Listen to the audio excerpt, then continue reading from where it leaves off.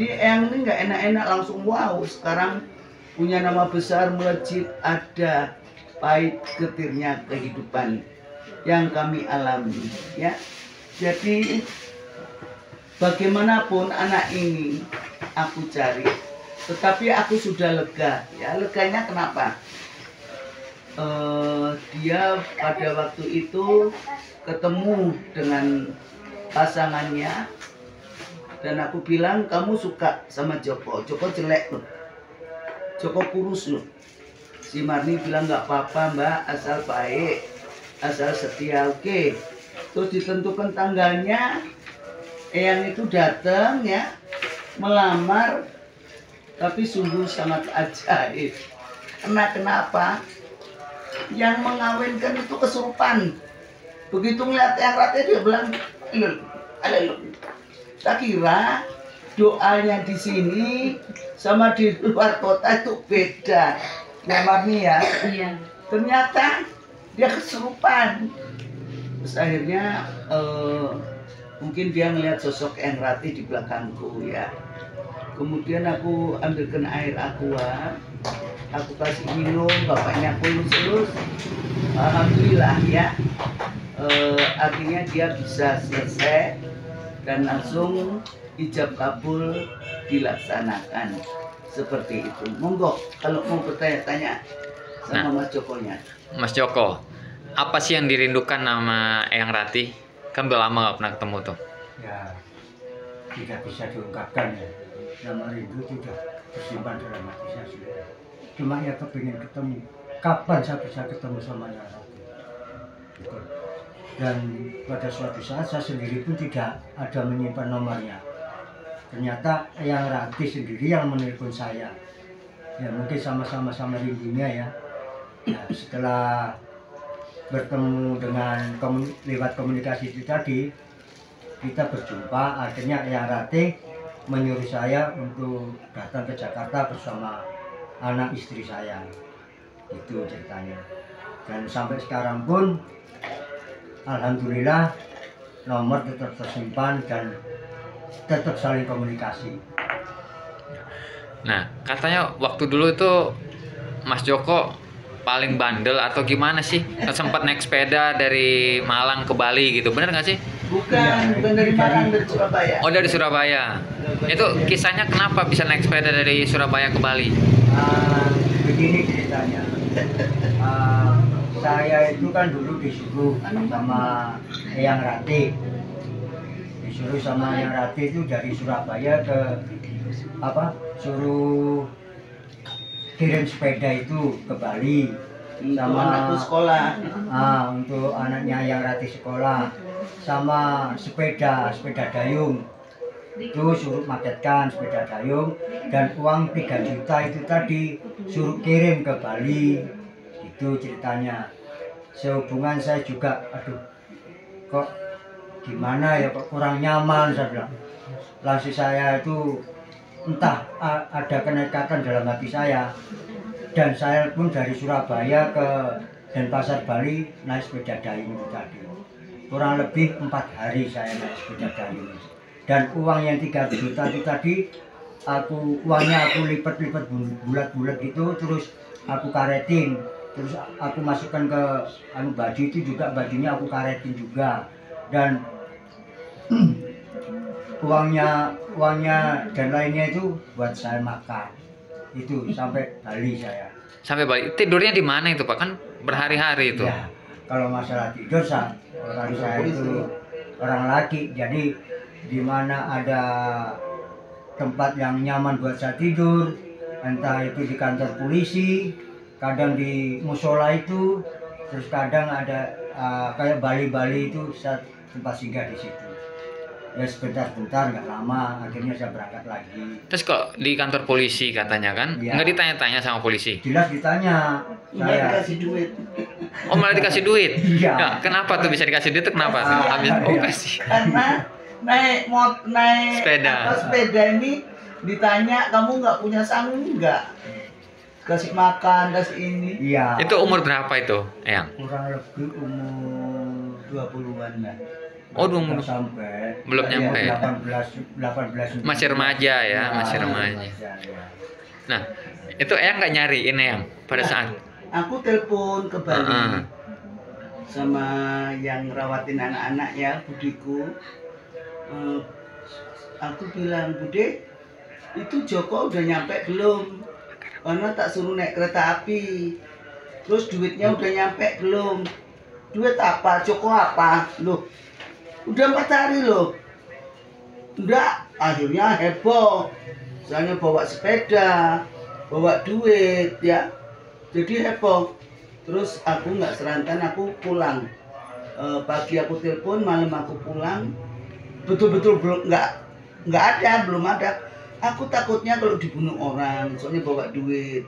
Terus naik sepedanya baru. Jadi aku takut ya. Kita mau ngomong fotonya Joko nggak ada lagi. Terus tanya sama bapaknya, atau nongol Nongol di rumah sendiri. di rumah Di Bali. naik sepeda ya. Di Bali. Oh. Aduh, Terus mau tak pukulin itu. Apa dia capek ngos-ngosan. Jadi ditanya itu semua satu kos-kosan dia yang muruk itu pada ketawa ya. Yang Rate rumahnya tuh di kos-kosin dia yang muruk itu. Jadi semuanya tuh ngumpul ketawa. Anak ini unik ya. Unik banget. Pada zaman itu yang itu sudah kemasukan yang Rate, juga ada tamu lah untuk dibantu-bantu gitu.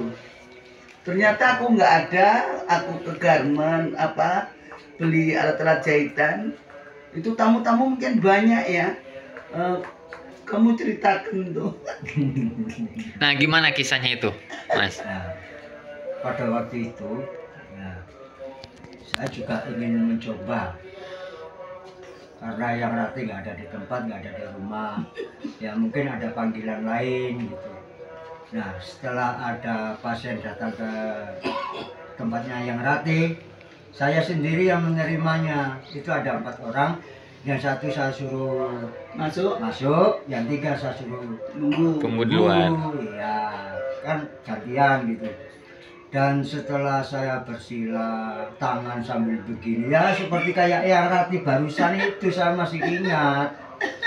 Nah, setelah saya baru bilang ya anulah berdoa gitu loh, tahu-tahu dari belakang itu ada yang begini dorong saya gitu.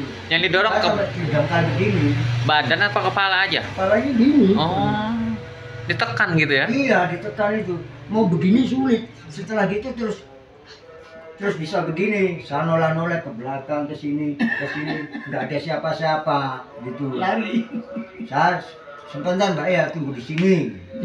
Orangnya ditinggal. Orangnya saya tinggal di dalam gitu. Dia lari. Nah, saya lari. Setelah itu mungkin yang Ratih dari belakang dia goda saya. Nah, Ya setelah nggak goda ya nggak boleh lah. saya kan nggak tahu. Namanya orang nggak tahu itu gimana lah.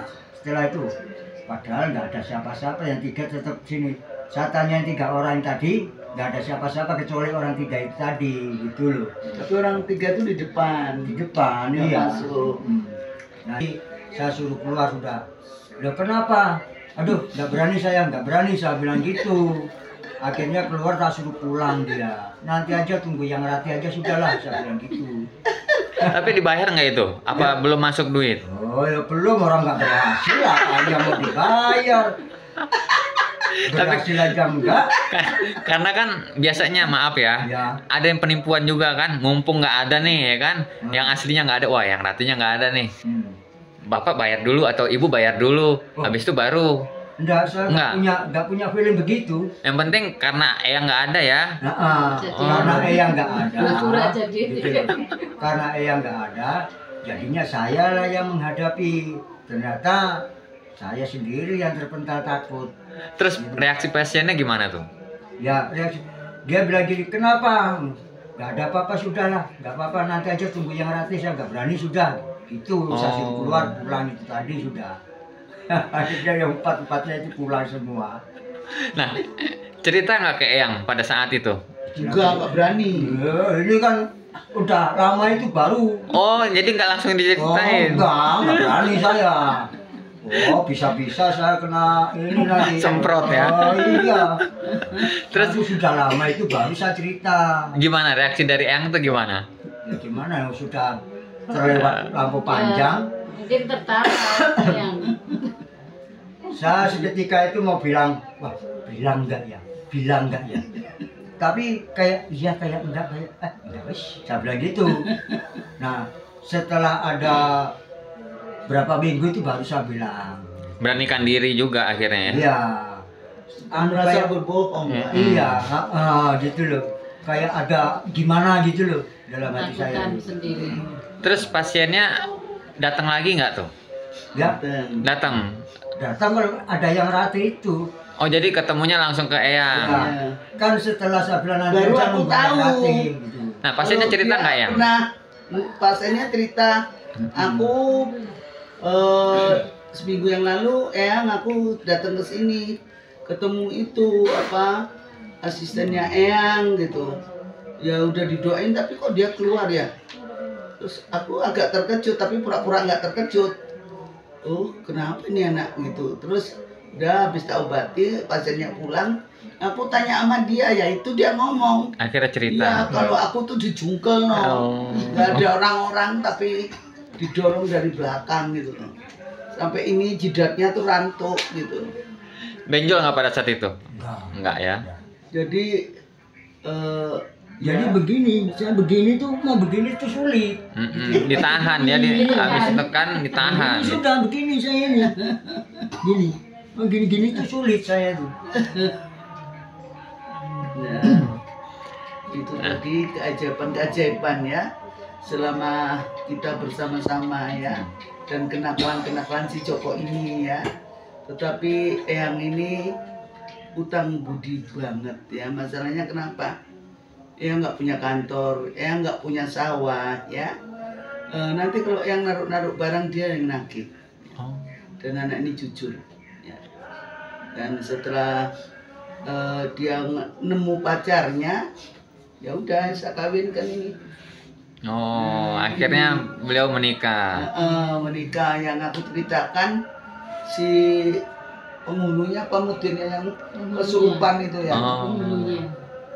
Kesurupan jadi melihat aku tuh udah aku nggak tahu apa caranya di sini nih begini ya tak biarin aja.